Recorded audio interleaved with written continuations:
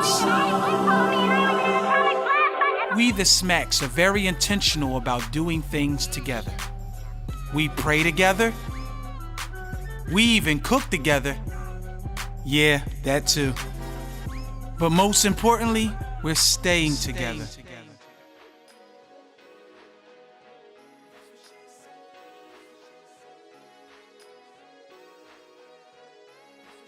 Yeah, we met, let's see, I was, have you guys ever heard of, what is that thing called? Horseback riding? Yeah, well, that has nothing to do with this story I'm about to tell. We met, thank you, Rich, for messing that up. We met at church. That's where we met. I was the choir director at Sharon Baptist Church on 59th and Catherine Street. And her sister went to my church and she brought her in. I was a teenager. She was a teenager as well. They were 16 and 17. Right. Yeah. Well, it depends on exactly when that was. I think it was in the summer when you came. So I was probably 17. You were 15.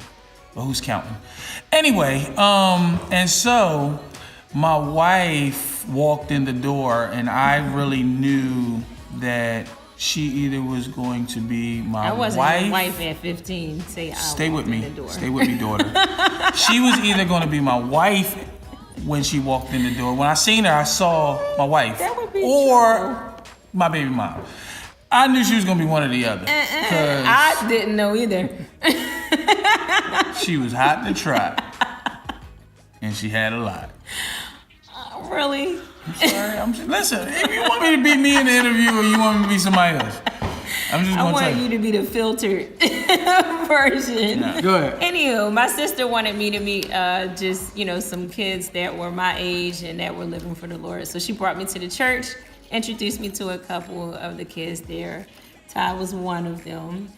And I wasn't a kid, though. Go ahead. If he says so.